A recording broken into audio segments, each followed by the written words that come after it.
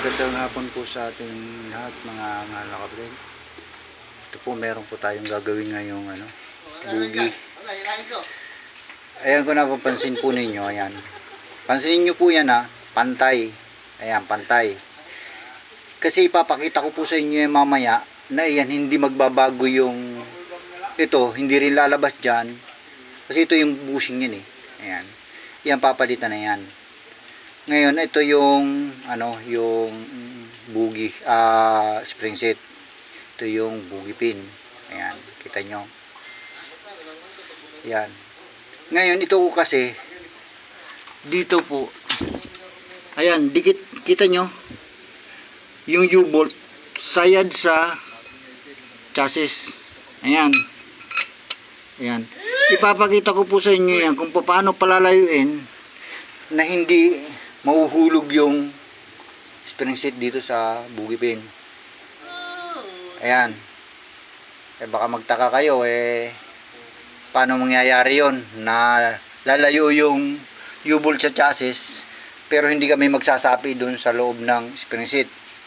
Ito po para sa mga truck na tin-wheeler lang po, yung mga bugi type. Ito. Ayan po. Station lang po tayo mga mahal na kapatid. Papakita ko po sa inyo yan kung paano po namin didiskartehan yan. Okay, salamat po. Ito po mga mahal na kapatid yung spring set na i-modify natin. Tingnan natin dun sa bugi. Kita naman yung bushing niya. Malalim pa yung groove.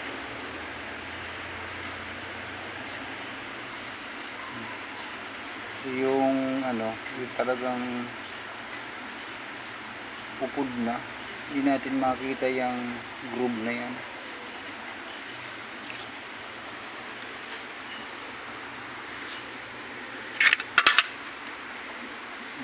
Malalim.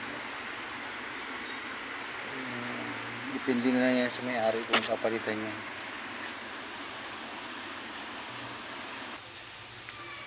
Ayan, hindi natin tinanggal yan.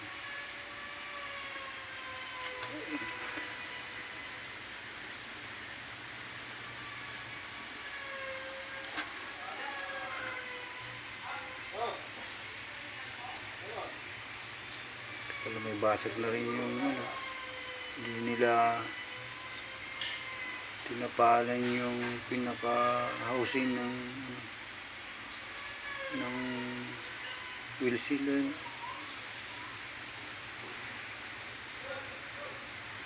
Siguro dati nung naputulan din to. Kasi naputulan to dati din. Hindi nila inayos. Ay, station lang po. Ayun mga mahal na kapatid, dito na po yung ginawa nating bugi. Ayan. Kung napansin nyo, kanina, ito yung yung pinakita ko na pantay. Hindi kami nagsapi. Kasi kung nagsapi kami, dapat hulog ito. Hulog na hulog. Ayan, pa yan, di pa kaya nga binuksan lang namin para pakita ko sa inyo na hindi kami nagsapi. Ayan, ganyan na yung posisyon yan. Kulang pa yan sa tornilyo para ito uusad pa to ng konti yung spring set. Tataboy pa yan doon. Ayan. Kasi kung nagsapi kami, dapat mahuhulog yan. Diba? Ngayon na yan, nakikita ninyo, halos pantay din. Yan, kunting-kunti na, pero yan kasi, kumbaga, usad pa dito yan. Pag tinakpan yan, uusad yan doon. Yung pinakita ko naman sa inyo, yung U-bolt, ito ngayon yun siya. Ayan. Kung gaano kalayo na. Ayan yung daliri ko. Pasok yung kamay ko. Ayan. Ayan. Ayan yung bakat nung U-bolt na sinayaran. Ito yung U-bolt na to. Ayan. Ayan. Okay na. Na lang namin yan. Ilalak lang namin. Okay. Bye. Maraming po salamat. Mas masusunod na video. Bye-bye. Ayun. Ito po yung spring set. Mga mahal na kapatid. Ayan mga kamekanik. Ito naman po kasing spring set, napapalitan na ito. Yung chassis ko kasi, mas mahalaga sa truck kung ikukumpara dito. Kumbaga, yung chassis kasi, pag ni-repair mo na yun, mahina, humihina na. Magamat ito'y ganun din naman, humihina na rin. Dahil ito'y, kumbaga, patapon na. Dahil, ano na yun eh, kumbaga, ito, sa truck, ano na to eh, kumbaga,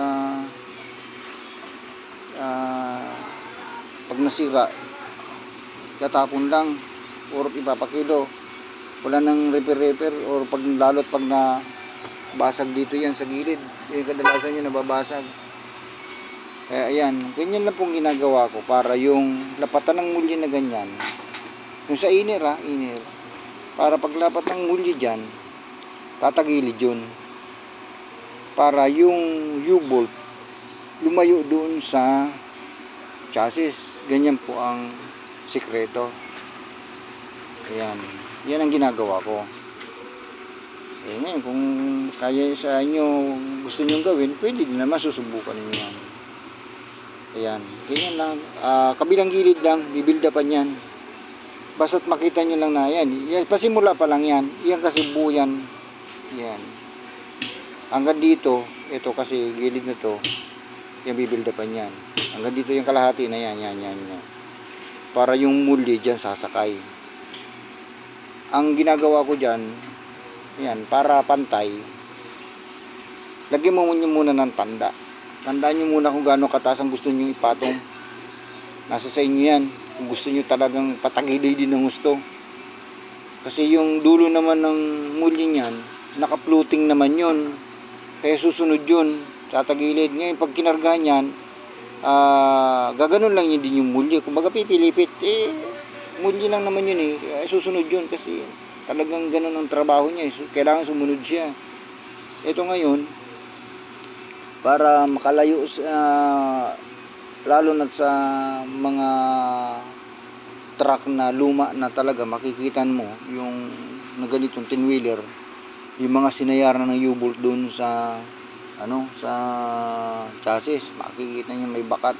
At yung iba nga, nakikita ko pa, dahil sa experience ko lang ito mga mahal na kapatid, nakikita ko pa yung iba, yung sa may dulo ng mulye, nilalagyan pa nila ng naka-welding na mulye din, na sandalan nung mulye pa para wag pumasok kapag ang truck ay lumiliko.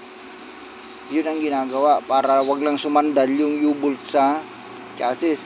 Kaya ito, isa sa pamamaraan ko na na-discover ko din, at ito subok na, marami na akong ginawa ng ganito mga mahal na kapatid. Ito, ginagawa ko talaga to dito. Ayan. Marami na yan. Ayan. Ito, yung final na ginagawa ko kasi